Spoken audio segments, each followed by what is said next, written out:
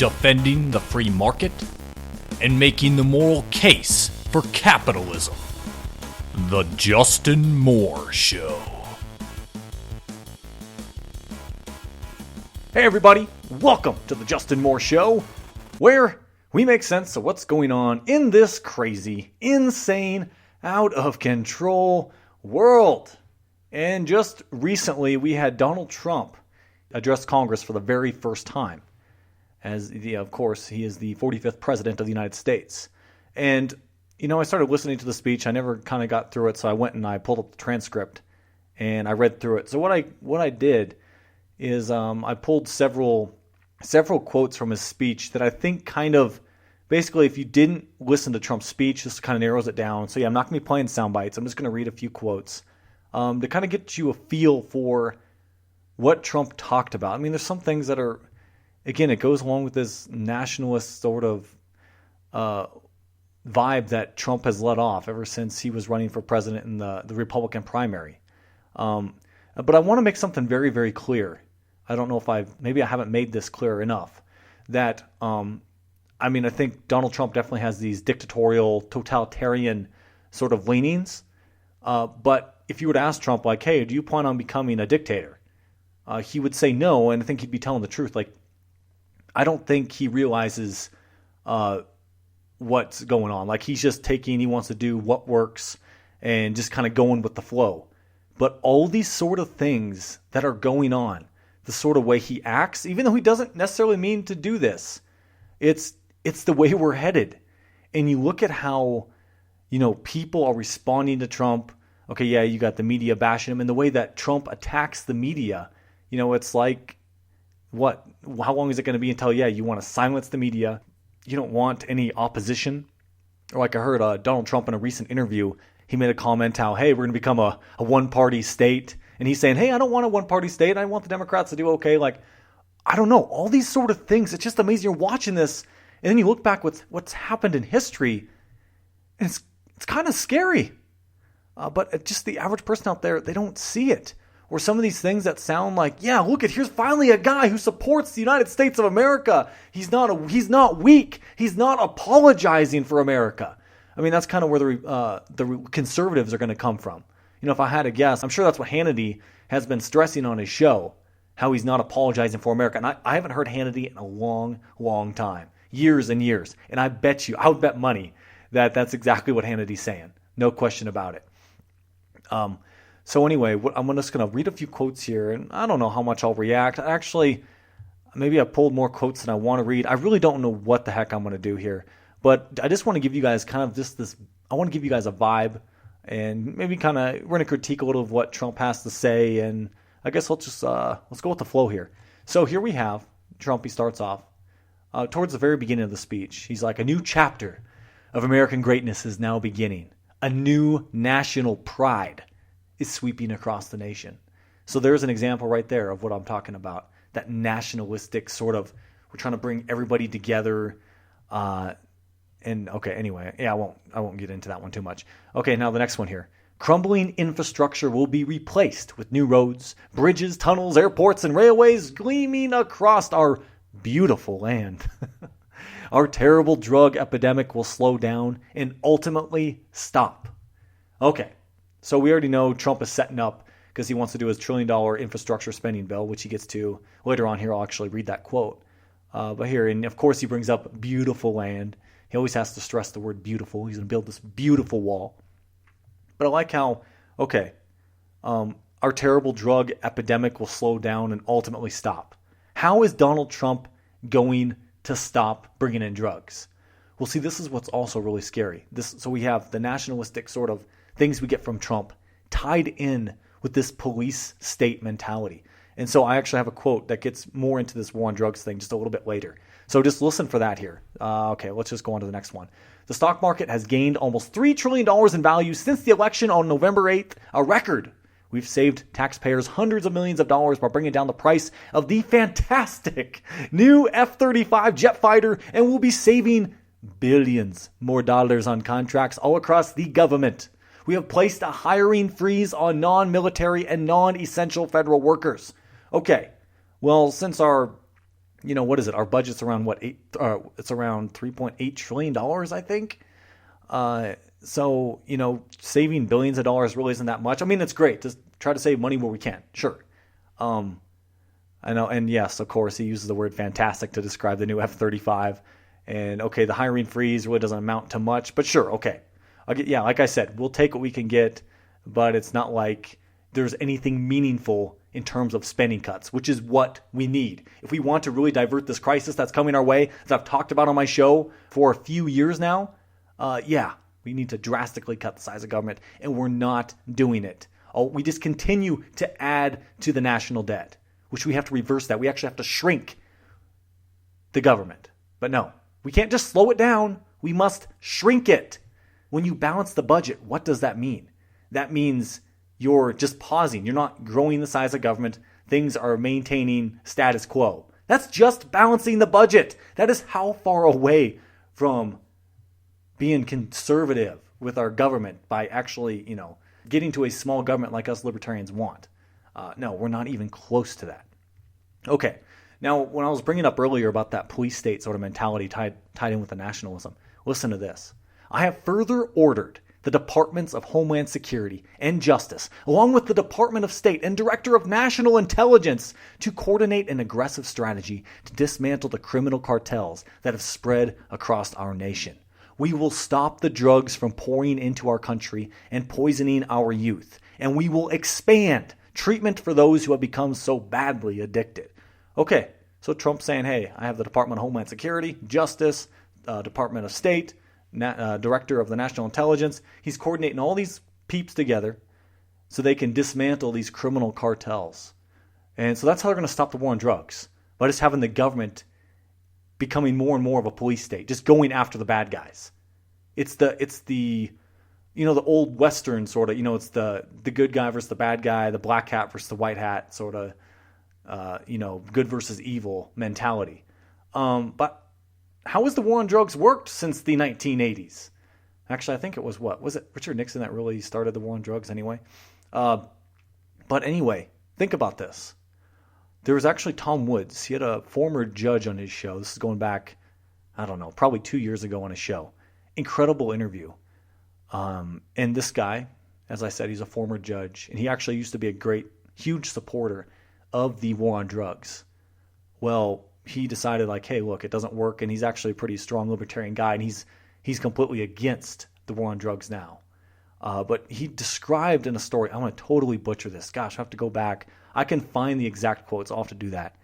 But he basically says, it's like somewhere in California, basically the government, or the FBI, the DEA, they coordinated, and they're like, we're going to take out, we know where all these drugs are coming into this to this county, this area, and we're going to eliminate all of them, all in the same day, so there'll be no more drugs. If you have one that survives, well, then you're still going to have drugs coming in. But if we can stop them all at the same time, then we can eliminate the problem. Well, in the interview, he describes, they did that. They took them all out. But I can't remember what the exact timing was. Like a week, 2 weeks, couple weeks, drugs were pouring back into that place where they thought they got rid of them. You can't stop the war on drugs just by going after these cartels. You have to look at what's incentivizing these cartels. Well, it's huge profits. How do they get the huge profits? Because drugs are illegal. If you legalize them, you take away the profits from these cartels. How in the hell did we get Al Capone in the 1920s? Because alcohol was illegal. Bootlegging alcohol. That's where these big gangs, that's where they all sprang up from.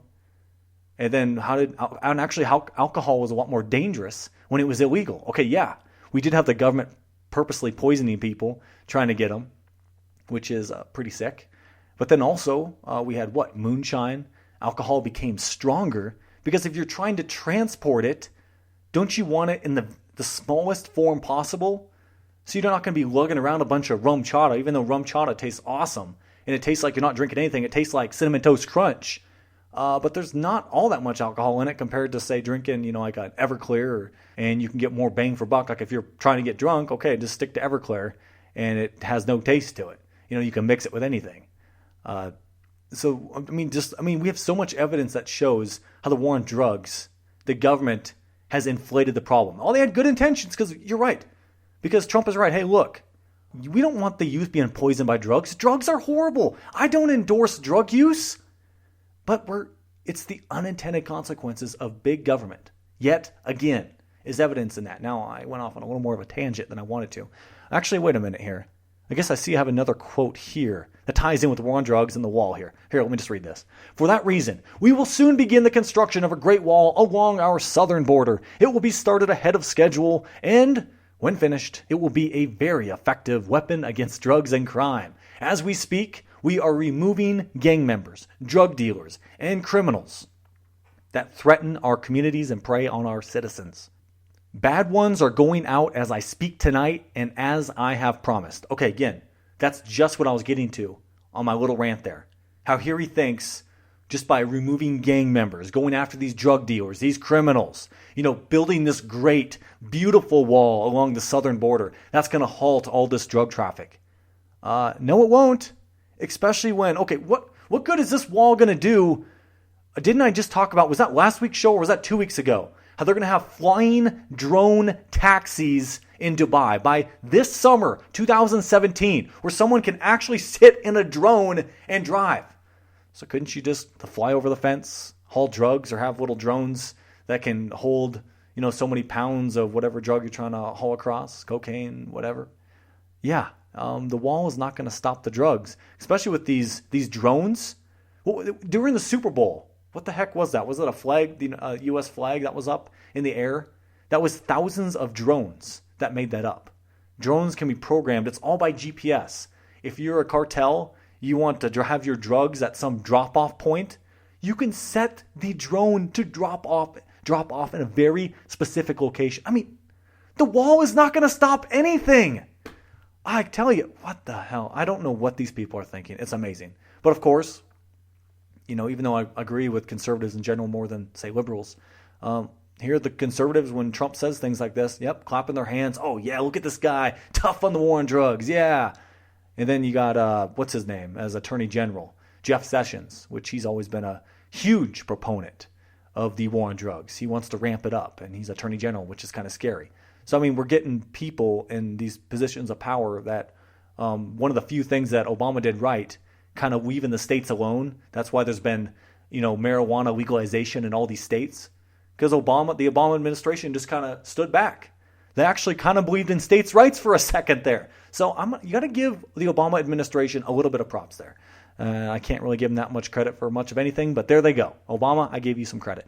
Now, let's see. I only have, I'll probably just read this one and a few others. Okay, here we are. America has spent approximately $6 trillion in the Middle East. All this while our infrastructure at home is crumbling. With this $6 trillion, we could have built our country twice and maybe even 3 times if we had people who had the ability to negotiate. Wait a minute. I think Trump is talking about him right there. Yeah, I'm pretty sure. Yeah, the art of the deal guy. And he says, to continue, to launch our national rebuilding, I will be asking the Congress to approve legislation that produces a $1 trillion investment in the infrastructure of the United States, financed through both public and private capital, creating millions of new jobs. The effort will be guided by 2 core principles: Buy American and Hire American.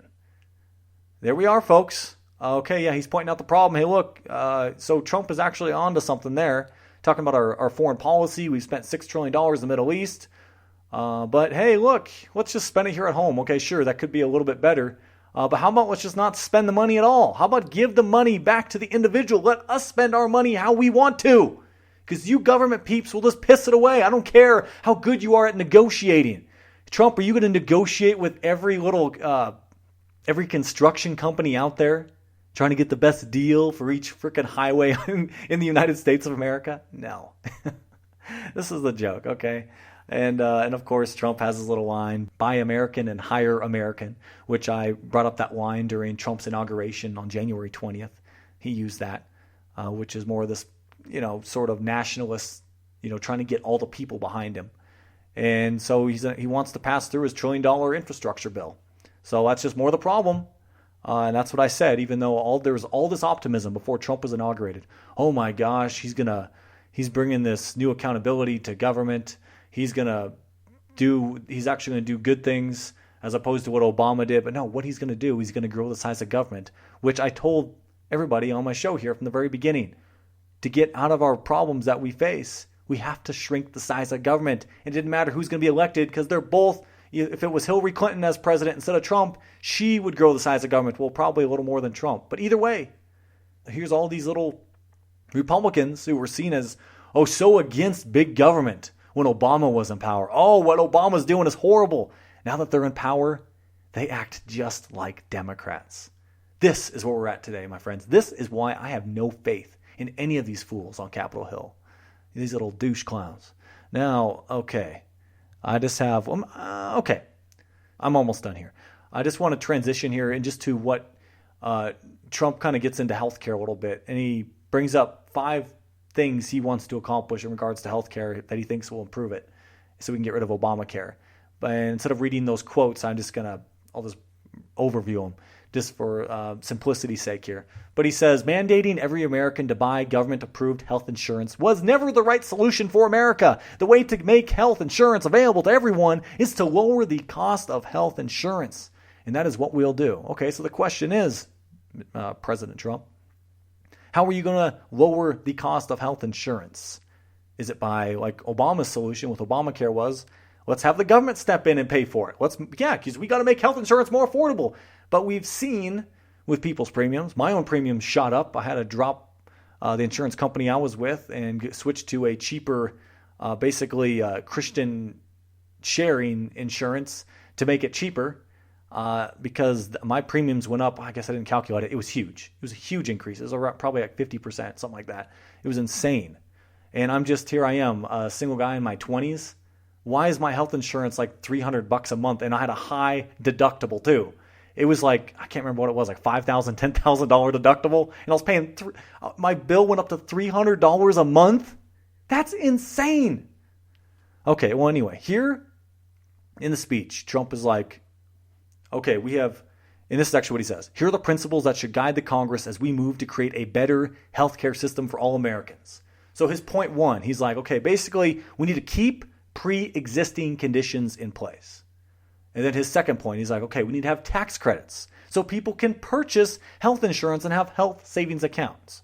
Okay, well, the tax credits thing, so that's, you could argue subsidies if you're trying to help the poor. Obamacare was kind of doing the same thing. Then the third point, he says, okay, we need to help the states with resources. So I guess provide funding for the states so that they can provide Medicaid so that no one is left out. So I don't see how you're shrinking the size of, I don't really see that as much of a reform for insurance. And then his fourth point is he wants legal reform to protect the patients and doctors out there. Now, okay, so basically he's talking about tort reform. Okay, that's great. It's fine. So far, that's the only really good thing I've heard so far. But he says on that same line where he's talking about we need to have this legal reform to protect patients and doctors, this is a quote right from his speech, and work to bring down the artificially high price of drugs and bring them down immediately. Okay, well, how are you going to bring down the price of drugs? You're going to go after these drug companies? I mean, seriously.